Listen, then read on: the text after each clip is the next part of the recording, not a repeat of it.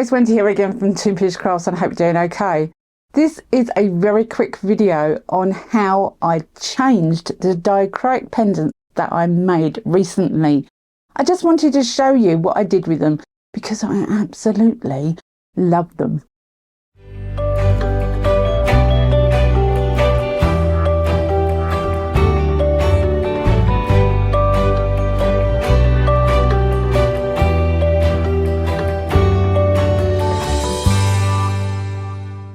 So in case you missed the video where I made these pieces, these are what I made. I'm going to start by using a needle top bottle. Now I've managed to get hold of some black needle top bottles which are ideal for UV resin.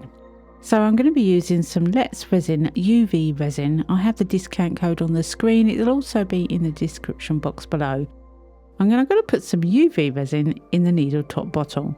This will give me more of an accurate squirter, if you like, to squirt some UV resin into the cavities where I have quite large bubbles. When I made these, I did state that I had issues with them, and there was one huge place where no resin had gone at all. I wanted to fill that with UV resin, so a needle top bottle is the ideal solution. I'm making sure I have no air left in this cavity. When I'm absolutely sure it is full up, it goes into my Let's Resin curing machine, and as long as I've got it plugged in, it'll turn on.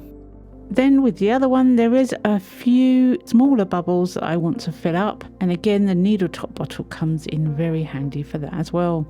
There is one more bubble which was a bit of a pain because I couldn't actually get to it from the outside, so I'm going to have to drill in the side of this piece to get the needle top bottle in.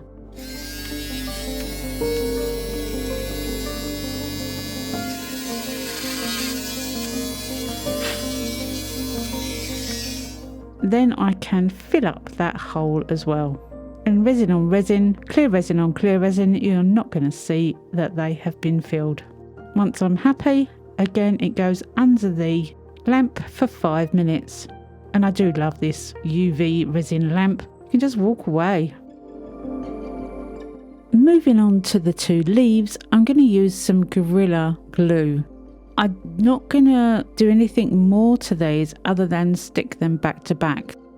So I figured the Gorilla Glue would be great for this. It wouldn't squirt out too much. It's pretty sticky and strong stuff, so it'll hold them both together without me worrying about it.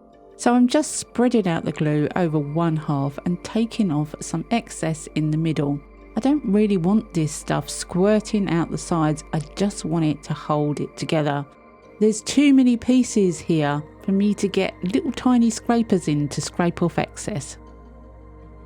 Moving on to the other two pieces, and I'm going to use Bob Smith Industries 5-minute epoxy.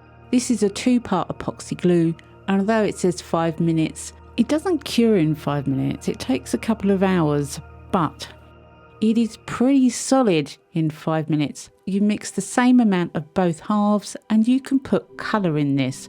So as I have a black background on these pieces, I'm using some black mica powder from Let's Resin.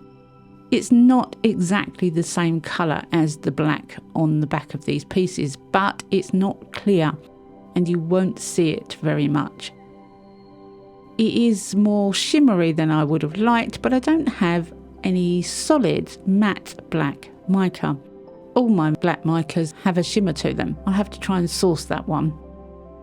What I'm doing is I'm spreading out the very quick curing epoxy glue on the back of one half, and I'm going to squeeze the other half on it. Now I don't mind if the glue squirts out of this one because it's not going to be so hard to sand down, and these pieces are going to be sanded anyway. What I don't want is any gaps. So I'm going to make sure I go right the way around outside of these pieces with the epoxy glue to fill in any potential gaps at all. Like I said, it's going to get messy this. I'm glad I've got my gloves on because this stuff does smell and stick, and it is pretty hard stuff. So do make sure you wear a mask and gloves with this. But like I said, it will do the job and it will do it brilliantly. But I'm not too worried if I get fingerprints all over the front and back because it's all going to be sanded down. So the teardrop piece gets the same treatment, and I'm really not fussed if I get glue in the hole. There's a hole that goes through the top of these pieces for attachments to earrings and such like. It's not a big size hole, but it's all going to get sanded, as I said. And yes, I got in a mess. Once they are dry, now this is the same evening, I get some wet dry sanding paper. I start at 400 grit. I put water on the sandpaper and I start to sand. I did take my time with this. I have sped up quite a bit for you so that you can see the process, but basically you sand and you sand and you kind of sculpt it how you want it to look while you're sanding. I didn't start any lower than 400 grit because I find that with resin you get far too many sanding lines that you have to get out with the next grit. So 400 is pretty much the lowest I'm willing to go these days. It does save time, even though it takes you longer to start with. It saves time because you don't have to keep going over to get rid of those horrible scrape marks and lines out of the previous grit. So I go through the grits. I get myself a bowl of water and I'm happy just sanding. I really do like the tactile feel of sanded resin. I know it's quite a bit of an effort, but you can round off the edges. You can make these pieces so different. In my head, it goes from ordinary to extraordinary.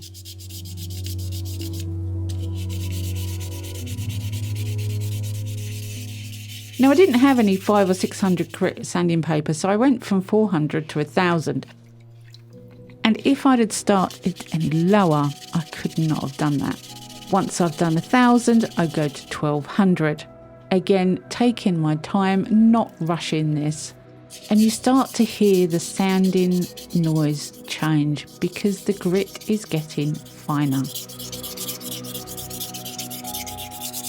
When I get to 1500, I have to make a decision. Do I carry on sanding right the way up to 12,000 with micro pads, or do I use another option? Now, me personally, I took this piece to the garage and I used the Chestnut Products buffing tray. This buffing tray goes on my lathe. Now, I appreciate that not everybody has a lathe, but I do like to mention that I use it with the Menzerner buffing compound. But you can use glass or plastic polish, and you can also use auto glue. And Daniel Cooper has come up with other suggestions, so go check his channel out.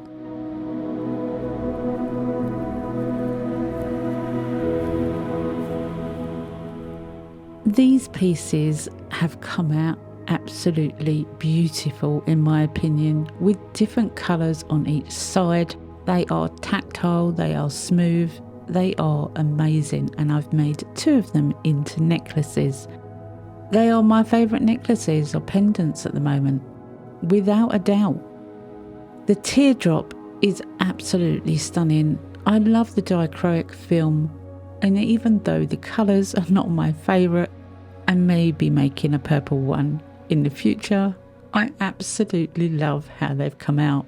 I hope you've gained something from this video, and I hope you've enjoyed watching too. It's quite a quick little video, but it explains a lot with a bit of luck. I will link in the top right hand corner other ways to get a high shine on your resin, and I hope that helps too. So come back and see me next week, because you never know what I'm going to be up to. I never know what I'm going to be up to. Thanks so much for watching. Have a great week, and bye for now.